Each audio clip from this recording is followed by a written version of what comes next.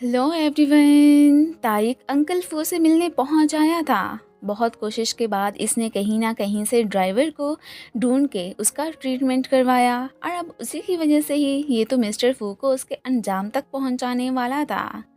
ये उन्हें खुद को पुलिस के हवाले करने को कहता है कि अब तो आपके पास भागने का कोई रास्ता नहीं बचा।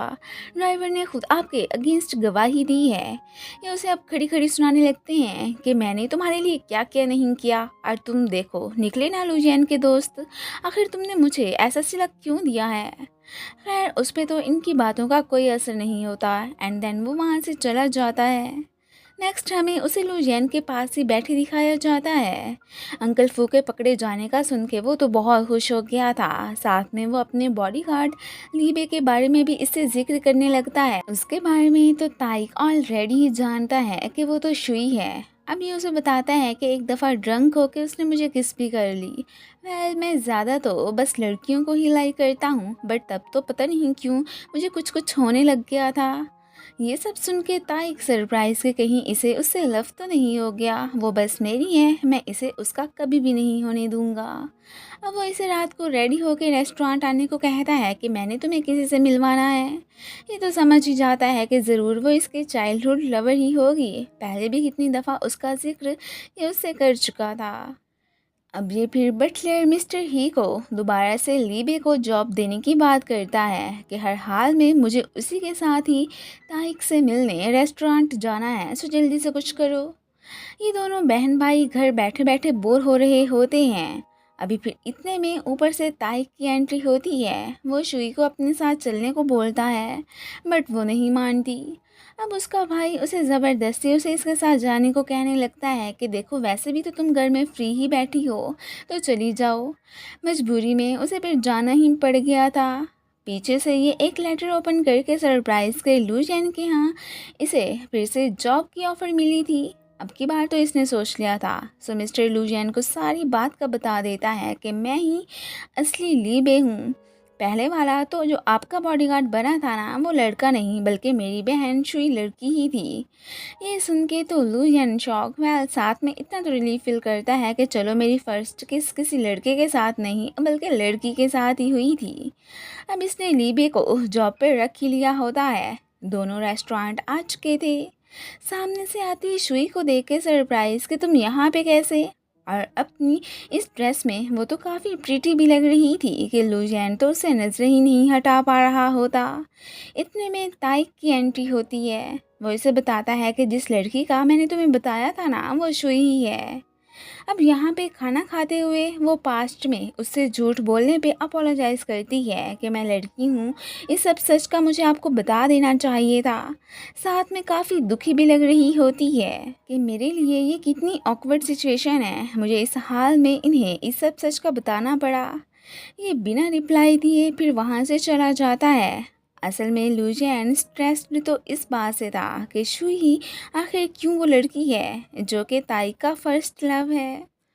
इधर इसका मूड भी काफ़ी ख़राब हो गया था। उसका यहाँ पे बिल्कुल भी मन नहीं लग रहा होता। सो ताइक से एक्सक्यूज़ करके चली जाती है। वो इसे कहता भी है कि मैं तुम्हें घर ड्रॉप कर देता हूँ, बट वो मना कर देती है। अब यहाँ पे वो तो काफ़ी सैड हो गया था। अगले दिन ये साहब वर्क पे नहीं गए होते कि कल घर जाके इसने ज़बरदस्ती ना सिर्फ सर्वेंट्स को इंजेक्शंस वगैरह लगाए थे बल्कि लुजियन को भी दौड़ा दिया था। अब साथ में बड़े फ़ख्र से इस बारे में अपनी बहन को बता रहा होता है कि आखिर लोग इलाज क्यों नहीं करवाते, बस पीछे पीछे ही रहते हैं। अब बेचारे इल ना हो तो ऐसे कैसे खुद को डॉक्टर को चेक करवाएं, लीबे भी ना। वेल जैसे ही वो सुनती है कि लुजियन बिल्कुल ठीक हो चुका है, वो फ़ौरन से उसे देखने फिर विला जाने लगती है।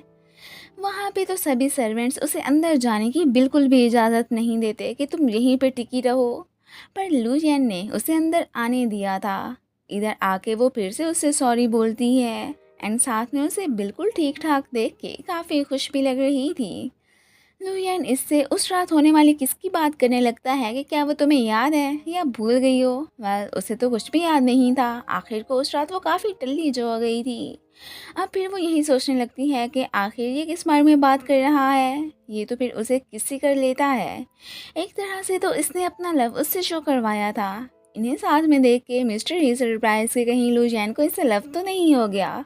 ये फ़ौरन से साइड पे होती भाग जाती है। इतने तक ताइक इन्हें देख चुका था।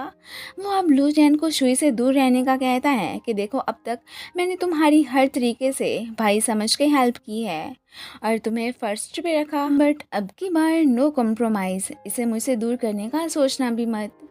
शुई को ब्लश करते देख के ली भी समझ जाता है कि ज़रूर इसे लव हो चुका है जो ऐसे रिएक्ट कर रही है। अब आगे से उसे ये नहीं पूछता कि आखिर वो है कौन, ताइक या लुयन। फ़ौरन से ताइक को कॉल करके खाने पे बुलाता है कि मेरी सिस्टर ने मुझे बताया है कि वो तुम्हें लाइक करती है। वो भी फिर फ़ौरन से पहुंच आया था। उसे देख के ये बेचारी सरप्राइज़। उसने तो अपना सब कुछ ही शुई के नाम करने का फ़ैसला कर लिया था कि बस एक दफ़ा ये मेरी हो जाए। बट वो उसे इनकार कर देती है कि लगता है आप लोगों को कोई गलत फहमी हुई है, मैं तुम्हें लाइक नहीं करती हूँ। एंड वहाँ से सीधी लुयन से मिलने जाने लगती है। उसे मिस्टर ही के थ्रू उसकी प्लेस का पता चल चुका था। यहाँ से जाते हुए वो बहुत ही ज़्यादा खुश होती है। वो भी इधर ब्लू टेयर्स देखने ही समुद्र किनारे आया था। ये भी बहुत रास्ता तय करने के बाद फाइनली उसके पास पहुंच ही आई थी और आते ही अपनी फीलिंग्स भी कन्फेस कर लेती है। वो हैरान कि तुम्हें कैसे पता चला कि मैं यहाँ पे आया हूँ। तो ये बताती है कि मुझे मिस्टर ही ने बताया। इसके माइंड में तो ताइक की बातें ही सवार थी, इसलिए वो उसे रिजेक्ट करके वहाँ से चले जाने को कह देता है कि तुम यूँ समझना कि जैसे मैंने तुम्हारी कन्फेशन सुनी ही ना हो। वो बेचारी अब इमोशनल होती हुई वहाँ से चली जाती है। आई तो वो बड़े मान के साथ थी कि शायद ताइक भी मुझसे लव ही करता होगा कि आखिर को उसने मुझे किस जो किया।